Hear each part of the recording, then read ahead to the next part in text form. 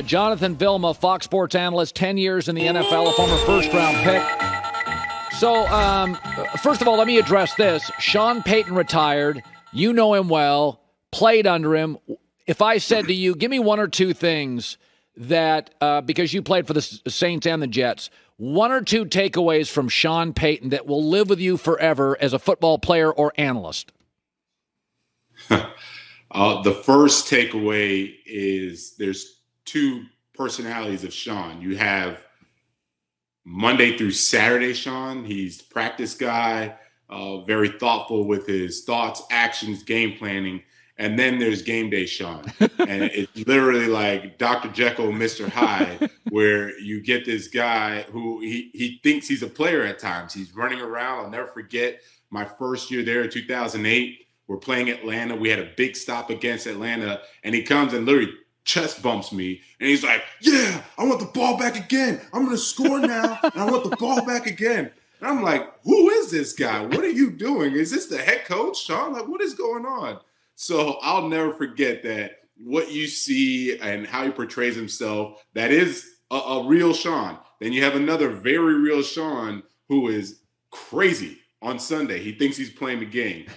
So, I'll never forget that about him. And I'll also never forget how he loved promoting the competitive nature within practice. And he would just let us go. And that was probably the most fun I had as a player, not only competing against Drew Brees, but competing against Sean. And he would talk a little bit of trash. He would go back and forth. And that's how you want your head coach to be, where, of course, it's coach-player relationship. And then there's that little gray area where you can have a lot of fun, a lot of success. And that's what ended up happening with Sean. So, forever grateful for him. So glad that he traded for me. And then we had a ton of fun and success when I was there. Interesting, the Brian Flores situation. You actually had been to some Dolphin practices, and I've heard about Brian Flores. He is very focused, very, very intense. The feeling in Miami with Chris Greer, the GM, he wasn't terribly collaborative on the offensive coordinator side.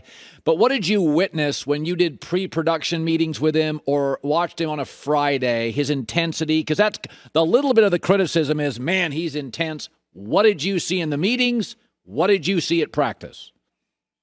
Well, at practice, I saw good, crisp practices. I saw a team that was clearly very focused, and you can see that there was precision. And we were just talking at the break, Colin, about what makes a good Friday practice, what doesn't make a good Friday practice, and the things that I noticed. And just from having my experience with the Saints and with the Jets, a good Friday practice was always crisp. The ball wasn't hitting the ground. There weren't turnovers. There weren't do-overs for running plays. I didn't see any of that happen. I also saw that the guys were communicating, especially defensively. The guys would communicate. That means that they know their assignment. They know the game plan. They know the tendencies of the opponent they're about to face. And then you want to see that there's guys that are moving at a fast pace. And I saw wide receivers running, running backs finishing their runs, defensive backs chasing down, getting the pass breakups. So everything that you wanted to see in a well-oiled machine, a good team,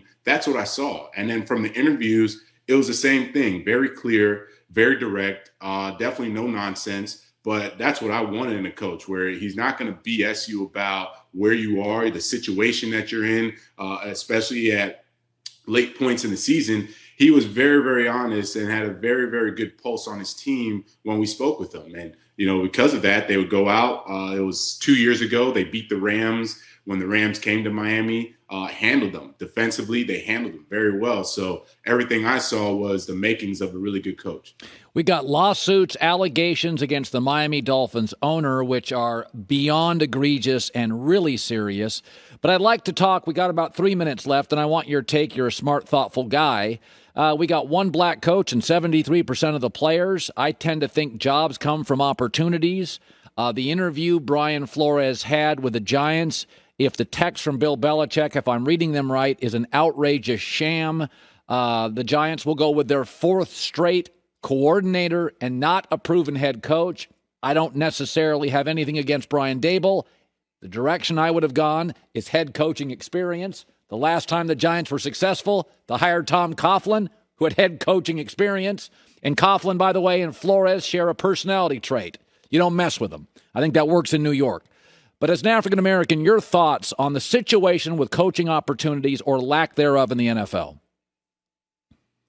Yeah, without knowing all of the facts, definitely don't want to jump to conclusions, but you did bring up a stat that's probably the most telling, where there's only one black head coach among all 32 teams.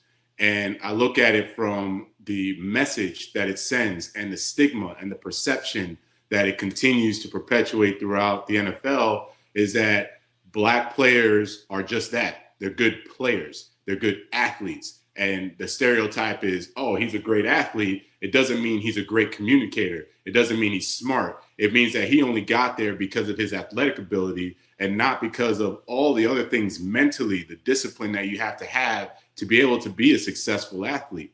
And when you see that it's, okay, the white coaches are coaching the black players, then the stigma and the perception again keeps perpetuating that it's the white coach that is getting the best out of the black player, right? And when you start to think about, people don't articulate it that way, but that's what happens, right? Because you start looking and saying, why is it that there's always a white head coach that gets a lot of the credit for what the black player is doing, as if the black player hasn't had time to really sit back and say, I need to study, I need to get myself right. And then you have that relationship.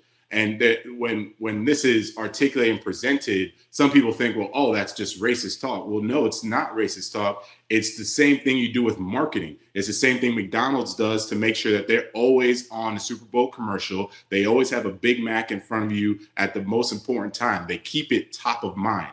So right now, what I'm explaining is that the perception of the NFL is always top of mind when you think about coaching and leadership, where it's predominantly white, and then the players who the assumption is that you don't have to think. You just take direction from the white coach. You take direction from your leaders. You take direction from ownership. And so ownership is all white, or definitely not black. So let me not say it's all white, but it's definitely not black as far as NFL owners. And then the leadership trickles down that way. And so when you have young kids growing up where it looks like it is odd to see a black head coach, it's not that it's odd for the black head coach, it's that it now is running against the stigma and the perception that you've had for so long about leadership. Yeah. And that's where the issue comes.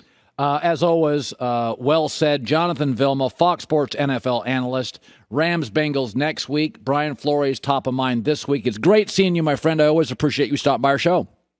Thanks, Colin. Talk to you soon. You bet. One of the great college and pro linebackers in recent memory, Jonathan Vilma. Hi, everybody. Thanks for watching. Subscribe here to get the latest from the show. Also, be sure to check out more of the best clips from The Herd or go watch a few segments from other shows on FS1.